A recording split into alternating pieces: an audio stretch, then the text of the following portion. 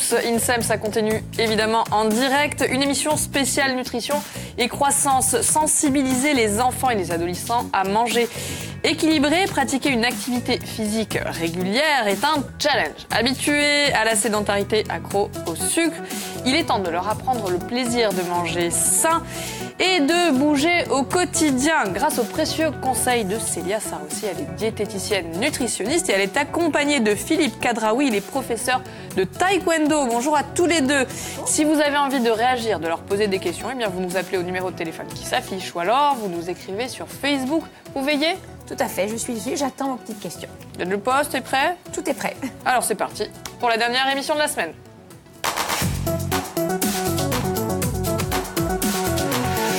Bienvenue à tous les deux. Merci d'être avec nous. C'est un challenge aujourd'hui qu'on a décidé de relever. Faire manger équilibré et faire bouger les ados et les enfants. Pas une mince affaire. Alors, on va commencer par les besoins nutritionnels des enfants de 3 à 11 ans. Célia, si vous êtes d'accord. Bien sûr. Alors, les besoins nutritionnels, ils sont variés. On peut s'appesantir sur tout un tas de notions. Mais ce qui me semble important, c'est deux choses. La première, c'est que généralement, on a tendance à donner trop de protéines aux enfants de cet âge-là. Donc, les protéines, c'est tout ce qui est viande, poisson, œufs, jambon. Et du coup, il est plutôt recommandé de diminuer les portions de ces aliments-là. Alors, le bon repère, c'est leur main à eux. Leur main grandit avec eux, est à leur taille, et c'est un bon moyen de savoir où ils en sont, etc. Donc, on se dit une portion par jour, on va dire une main par jour de viande, de poisson, d'œufs, etc. Donc, la moitié de la main à midi, la moitié le soir. Ça peut être ça, ou en fonction de leur appétit, une le midi et rien en termes de protéines le soir. D'accord. Ça peut être ça. Donc, on retient déjà trop de protéines, on va essayer de limiter un peu tout ça. Exactement, parce qu'on sait que des enfants qui mangent trop de protéines petits, ça fait le lit de l'obésité plus tard. Donc c'est quand même motivant comme information. Mais il faut en manger quand même un peu tous les jours. Il faut en manger un peu, mais on n'est pas obligé d'abuser sur les quantités. D'accord. Alors, concernant les autres besoins. Deuxième aspect, les légumes. C'est mon leitmotiv en même temps. C'est ma bonne chance. Oui, je sais, c'est pour ça que c'est le principe de la répétition, c'est toujours utile.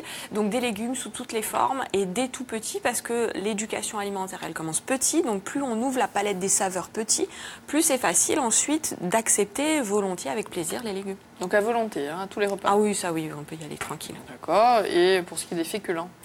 Là, c'est en fonction de l'appétit de l'enfant. Plus c'est varié en termes de variété, les pâtes, les pommes de terre, mais aussi les légumes secs. Généralement, on oublie les légumes secs qui partent un peu après. C'est sûr que les enfants aiment davantage les pâtes et le riz que les légumes secs, mais ça fait aussi partie de l'alimentation. Donc toujours de la variété. Et toujours à chaque fois équilibré dans l'assiette. Exactement. D'accord. Les féculents à tous les repas aussi ou pas forcément? Ça peut si on a une bonne activité physique. D'accord. Il faudra. Et en ce qui concerne le sucre? On limite. Voilà. Déjà tout petit. Déjà tout petit, oui, parce que tout petit, on a une appétence pour le sucre qui est, dès la naissance, qui est innée. C'est pas la peine de l'entretenir. Tout le monde aime le sucre. J'ai jamais rencontré personne qui n'aime pas ça. Donc, on n'a pas besoin d'insister sur ce point-là. On limite les quantités de sucre. Un goûter, c'est pas toujours des gâteaux. Ouais, ça peut paraître un peu dingue. Le goûter le matin, l'après-midi ou que l'après-midi? Ça peut être un jour sur 2, ça peut être un jour sur 3, c'est pas systématique. Un fruit, un yaourt, des fruits secs, ça marche aussi pour le goûter. D'accord. Alors est-ce que ça va être la même chose à l'adolescence? Alors à l'adolescence, on va dire que c'est le même principe en termes de variété alimentaire. En revanche, en termes de quantité dans l'assiette, il faut augmenter. Parce que à cet âge-là, il se passe beaucoup de choses. On grandit. Au niveau hormonal, c'est l'ébullition. Donc voilà. Ah bah oui. Normalement, il y a de l'activité physique à cet âge-là en particulier. Donc, il faut vraiment augmenter. Pour donner un ordre d'idée, un jeune ado mange plus que son père en termes de portions. À peu près 500 calories de plus. Donc, un repas de plus par jour.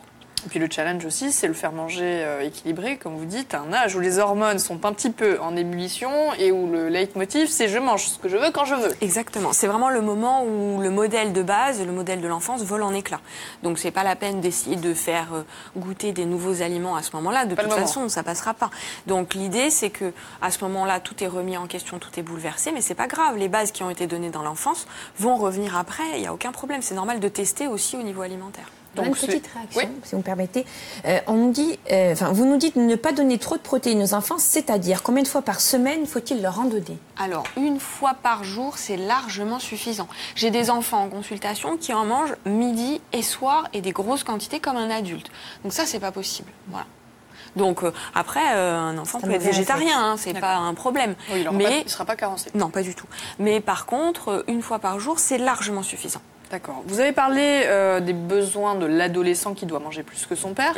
En revanche, est-ce qu'il y a une différence significative au niveau des besoins nutritionnels entre une fille et un garçon? Oui, aussi, c'est un peu moindre pour une fille, mais c'est quand même toujours augmenté parce qu'on est en croissance, il y a tout ce phénomène hormonal qui se met en place.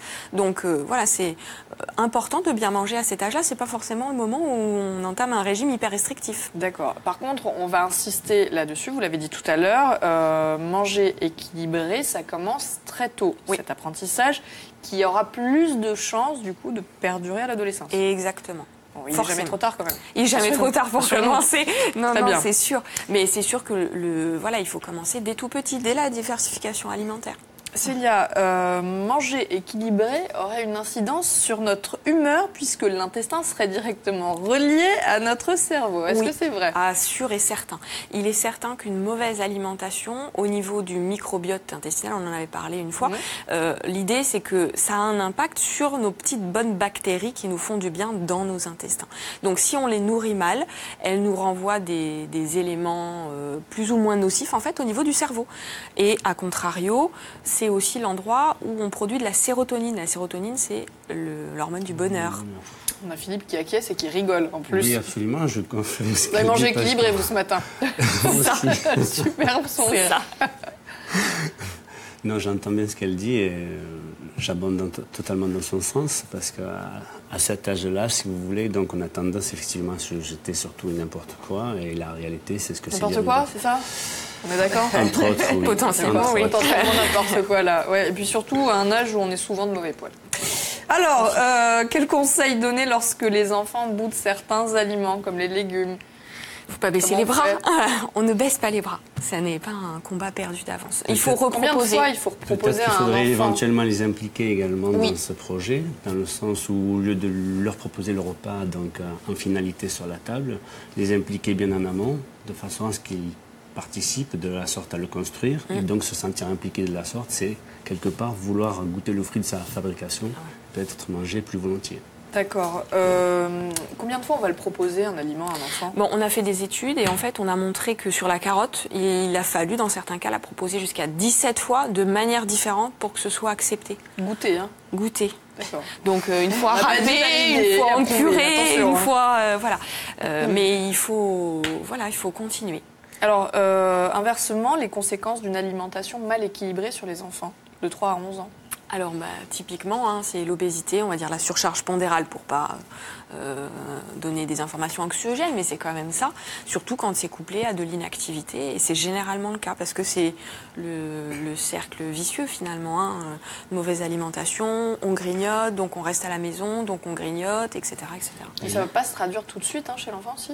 Ça peut aller vite. Ça peut aller vite, comme ça peut être répercuté dans le tard, entre parenthèses. Et il y a la notion également de la construction de l'individu au travers de ça, sur le plan physique, psychologique et physiologique également. Et même social. D'accord. Une petite réaction, c'est Célia. Il y a une maman qui dit « Je donne de la soupe à ma fille tous les soirs pour son apport, car le midi, c'est plus féculent et protéines. » Et est-ce que ce n'est pas trop la soupe tous les soirs? C'est déjà très bien. Si ça passe bien la soupe, c'est déjà une bonne option. Après, oui, il faudra essayer autre chose, genre les carottes râpées, ce qu'on disait tout à l'heure. Mais au moins ça. Et effectivement, c'est une bonne chose d'adapter en fonction de ce qui a été mangé le midi. Parce que, a priori, les enfants ou les ados mangent à l'extérieur de la maison le midi, que ce soit à la cantine ou dehors. Donc c'est bien de s'adapter à ce qui a été proposé ou choisi le midi. Alors, on a parlé évidemment de l'alimentation équilibrée, mais l'alimentation équilibrée seule ne suffit pas. Il faut forcément la jumeler avec une activité au quotidien. Alors, comment est-ce qu'on fait pour aider à bouger les jeunes et pourquoi c'est essentiel? Vas-y. C'est gentil, je te remercie. C'est essentiel dans le sens où, sans rentrer dans les détails, il faut équilibrer ce qu'on appelle la balance énergétique. Donc, entre ce que je mange et ce que je dépense. Si je mange plus que je ne dépense en termes d'énergie, on ne rentre pas dans les détails, en kilocalories sous préféré, forcément que je crée un excédent. Et cet excédent, je vais le stocker. Donc, et si je le stocke, petit à petit, on arrive à l'obésité. L'effet inverse également existe, c'est-à-dire que je mange moins que ce que je vais dépenser. Donc là aussi, on rentre en carence. mais dans l'effet opposé, qui éventuellement pourrait gêner dans la croissance, par exemple, de l'individu. Voilà. Si on arrive à équilibrer cette balance énergétique, vous avez un individu qui se construit donc naturellement, normalement, avec l'aspect qui va physiquement qui va avec, quoi. Donc, et à ce moment-là, donc il n'y a aucun problème à ce que les choses évoluent convenablement, quoi. Alors, au niveau des besoins pour l'enfant en termes d'activité, combien de fois il faut avoir une activité sportive? Alors, il faut bien différencier l'activité sportive de l'activité physique. Au quotidien. Ce sont deux choses différentes. Donc, c'est-à-dire que si on regarde l'activité physique, c'est quelquefois aller faire un tour de vélo avec papa au bord de Tahiti ou au Saint-Guimer. Voilà. C'est faire quelques longueurs de piscine éventuellement. Et c'est pas de manière récurrente, je dirais. Voilà, très ponctuel. Voilà, très ponctuel. Donc ça aide à sortir de la sédentarité, bien évidemment. Mais à l'opposé, vous avez donc l'activité physique qui, elle, nécessite, si vous voulez, une certaine structure, notamment donc les clubs ou les lieux associatifs, où vous allez y aller donc à raison de 2 à 3 fois par semaine, où il existe une certaine rigueur. Vous avez par exemple un programme donc d'entraînement spécifique, où on va toucher, au-delà de la découverte de l'activité, une activité très spécifique, où vous allez vous spécialiser dans un certain domaine. Ça nécessite donc un engagement psychologique, physique assez important. Et donc le développement n'est pas le même. D'accord. Au niveau des oui, dites-moi. Oui, alors mon ado mange tout le temps et comment le freiner? Il commence à grossir, est-ce que je dois le mettre au régime alors qu'il n'a que 12 ans? Est-ce que c'est la bonne solution?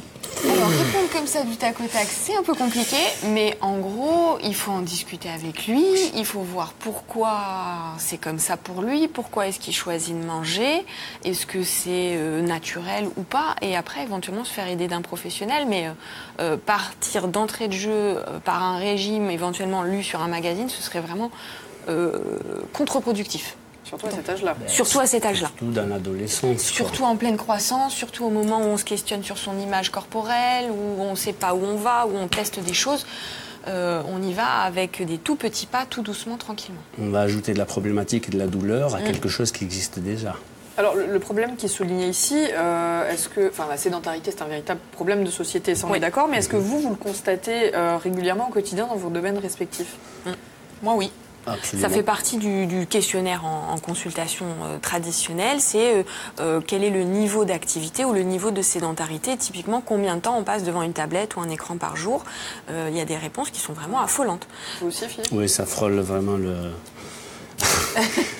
C'est le moment de se mettre au taekwondo, c'est ça? Entre autres, oui, c'est une activité... Bon, alors, je prêche pour ma paroisse, évidemment. Et quand je dis ma paroisse, je parle généralement du taekwondo. Et il y a quelques clubs quand même en Corse. Et c'est une discipline qui a le vent en poupe. Qui est complète. Complète, vraiment. Et accessible à tous. Absolument. Ah ben, l'occasion de la découvrir comme aux avec un petit rendez-vous. Filles et garçons? Ah oui, bien sûr. Oui. Allez, un rendez-vous. Alors, nous avons donc un rendez-vous qui est prévu le 8, donc le week-end prochain. C'est une compétition qui aura lieu au Crêpes avec Ajaccio. Ajaccio, donc. Ouais. Et c'est le championnat départemental où effectivement les portes sont ouvertes, l'entrée est gratuite, vous pouvez venir éventuellement regarder de quoi il en retourne exactement. Et dernier rendez-vous, donc notre club, l'association Sarloise Taekwondo, organise son loto. On a besoin des petits coups de... quand? Le 14 avril. Ah ben c'est dit. Merci infiniment d'être venus tous les deux. Merci les filles de m'avoir accompagné tout au long de la semaine. On se retrouve mardi. Profitez bien de ce long week-end. Ciao.